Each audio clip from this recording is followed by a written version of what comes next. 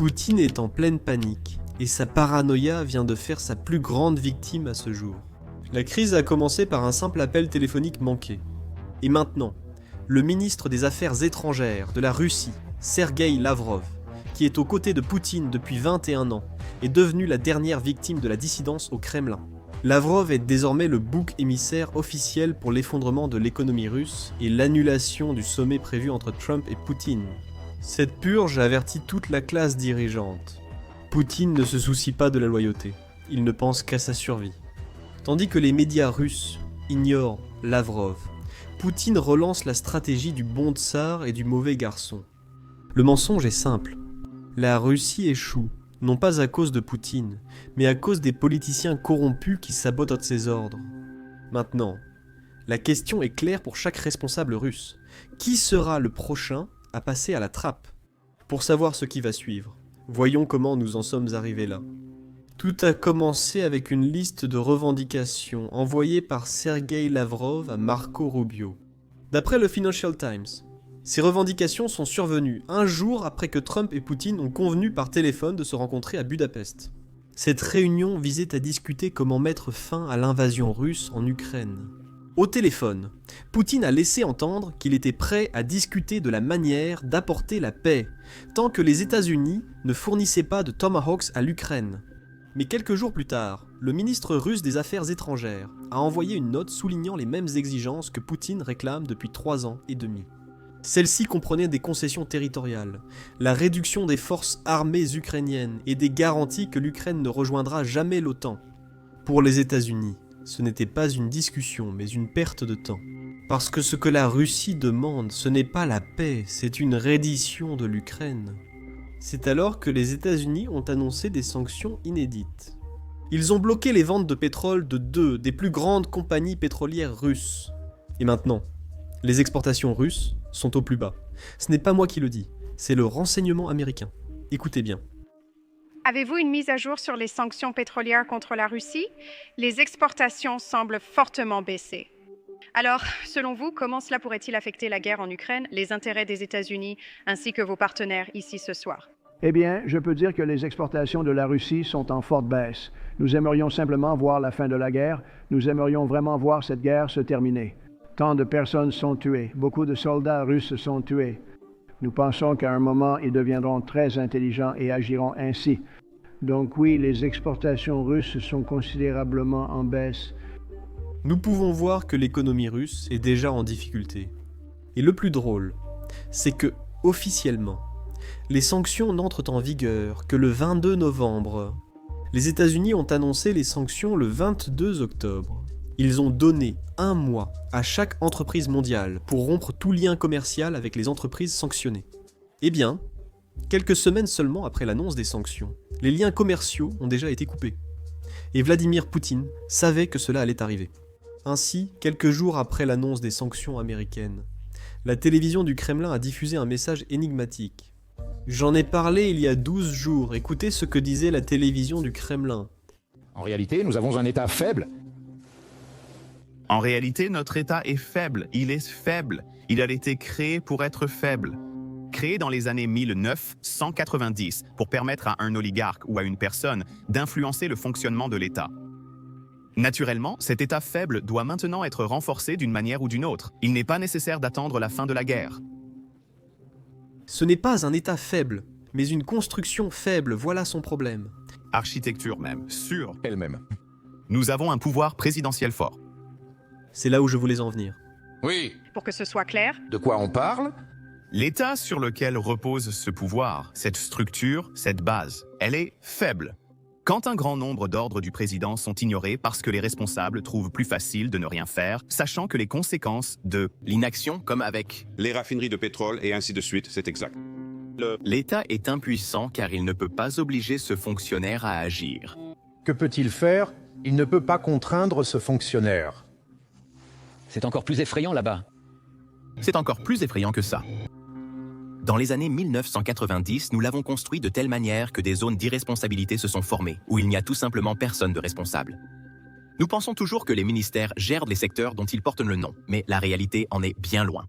Avec ces orientations, dont ils portent les noms, et en réalité, ils n'en sont pas proches. Maintenant, c'est la vieille tactique russe du bon tsar, mauvais garçon, ce qui signifie que tout ce qui arrive de bien dans le pays, c'est toujours grâce au tsar. En ce moment, c'est Poutine. Mais s'il se passe quelque chose de mauvais en Russie, ce n'est certainement pas la faute de Poutine, mais plutôt, c'est la faute de tous les boyards, c'est-à-dire les conseillers et les politiciens qui entourent Poutine. Ces gens ignorent simplement le leadership de Poutine, sabotent ses plans et sont corrompus. C'est la bonne vieille méthode pour les tsars comme Poutine de survivre tout en sacrifiant leurs politiciens et conseillers. C'est exactement ce que j'avais prédit il y a 12 jours, écoutez. Les politiciens russes devraient être prudents, car la télévision du Kremlin reprend directement ces discours du Kremlin. En ce moment, Poutine ne fait que blâmer les politiciens. Bientôt, il commencera à punir tout le monde pour ses échecs. Vous voyez, la situation en Russie devient tellement grave que même la propagande d'État n'a pas pu l'éviter. Donc ils sont obligés d'en parler puisque c'est partout. Ça veut dire qu'ils vont devoir livrer quelqu'un au public pour le sacrifier. Ce ne sera pas Poutine, pas maintenant. Je ne veux pas donner d'idées aux politiciens russes, mais tout ce que je dis, c'est que s'ils regardaient ma chaîne, Lavrov saurait ce qu'il attend. Voici le rapport reçu hier.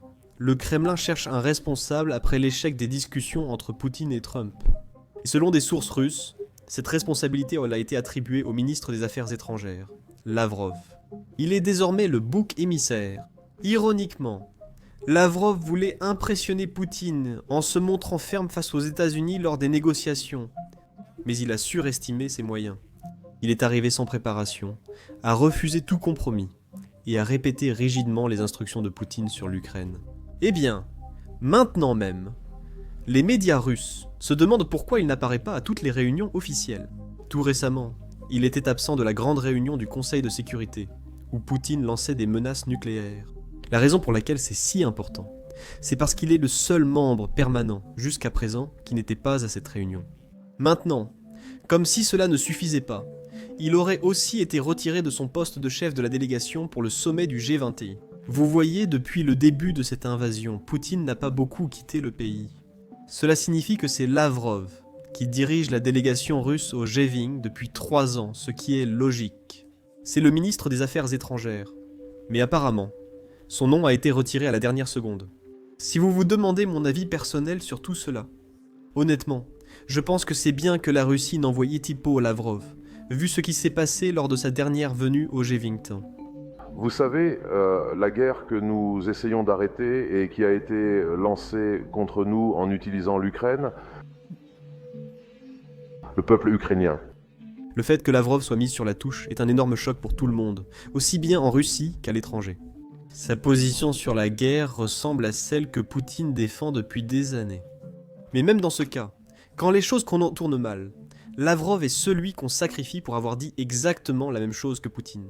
Et cela, malgré le fait que Lavrov soit aux côtés de Poutine depuis 21 ans, c'est vraiment très long.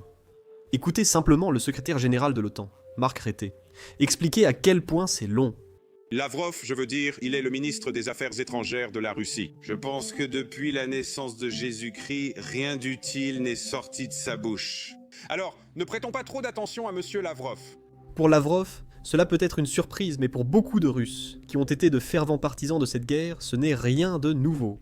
C'est parce qu'il y a une tendance qui se développe en Russie depuis quelques mois. Peut-être pendant toute l'année 2025, où Poutine arrête non seulement les dissidents, mais aussi de nombreuses figures populaires pro-guerre à l'intérieur du pays. C'est parce que des factions rivales à l'intérieur de la Russie se retournent maintenant les unes contre les autres. Ces deux factions sont des propagandistes vétérans, étroitement liés à l'industrie de la défense et au Kremlin. Ces personnes sont connues sous le nom de loyalistes. Et l'autre faction, qui est en quelque sorte une nouvelle faction, ce sont tous ces partisans ultranationalistes de la guerre qui se font appeler les Z-blogueurs. Nous citons souvent ces Z-blogueurs dans nos vidéos, parce qu'ils suivent la guerre de très près et qu'ils fournissent le point de vue russe. Mais en plus de cela, certains de ces Z-blogueurs ont publiquement critiqué Poutine pour la façon dont il mène cette guerre. C'est là que je veux apporter une petite précision. Ils ne critiquent pas Poutine pour avoir lancé cette guerre. En fait, c'est tout le contraire. Ils disent que Poutine n'est pas assez dur en Ukraine. Ils veulent éradiquer la nationalité ukrainienne de ce monde, et ils considèrent l'armée russe comme un échec parce qu'elle n'a pas atteint cet objectif. Eh bien, pour Poutine, Peu importe que la menace vienne des dissidents ou des ultranationalistes. Parce qu'au final, pour lui, il ne s'agit vraiment de rien d'autre. Il s'agit seulement de survie. C'est là qu'il est bon de rappeler à tout le monde que Prigorjine n'était pas quelqu'un qui s'opposait à cette guerre que Poutine a déclenchée. Il s'opposait à la stratégie du ministère de la Défense. C'est pourquoi il a marché sur Moscou. Nous savons ce qui est arrivé à Prigorjine. L'avion s'est arrêté en plein vol. Poutine ne peut pas se permettre un autre Prigorjine. C'est pourquoi on observe de plus en plus d'arrestations de ces blogueurs ultranationalistes Z. Et le plus drôle dans tout ça, c'est que beaucoup de personnes qui se font arrêter étaient ravis et célébrèrent publiquement lorsque Poutine arrêtait des manifestants pro-démocratie ou des personnes défendant des élections équitables. Et maintenant, ils sont déconcertés lorsque la même chose leur arrive. Maintenant, pour le reste des Russes, la dépression ne va pas ralentir de sitôt. Même les médias russes rapportent quotidiennement à quel point l'économie russe se détériore rapidement. Cela signifie que Poutine doit enfermer toutes les personnes qui pourraient représenter un risque pour sa position. Voyez simplement ce que disaient les médias russes hier.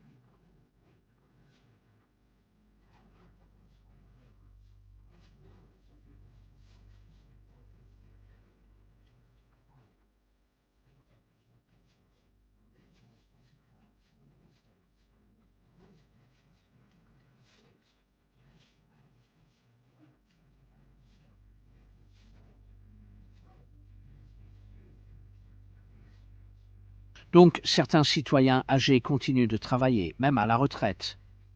Comment réagir à la hausse des prix en magasin? Izvestia rapporte qu'un projet de loi au Parlement propose de limiter à 15% la marge que les chaînes de distribution peuvent appliquer sur les produits. La marge peut actuellement aller jusqu'à 300%. C'est la raison de la hausse des prix, affirment les initiateurs de cette mesure. Les experts craignent que cette mesure ne réduise considérablement les revenus des chaînes de distribution et puisse entraîner des pénuries. Je ne sais pas si vous vous rappelez, mais les pénuries ont causé l'effondrement de l'Union soviétique. Il me semble que Poutine reconstruit l'Union soviétique et pourrait même rendre la Russie petite à nouveau. Si vous êtes intéressé par un t-shirt comme celui-ci, il y a maintenant un lien dans la description, alors allez jeter un coup d'œil. Je suis Sam, à bientôt dans la prochaine vidéo.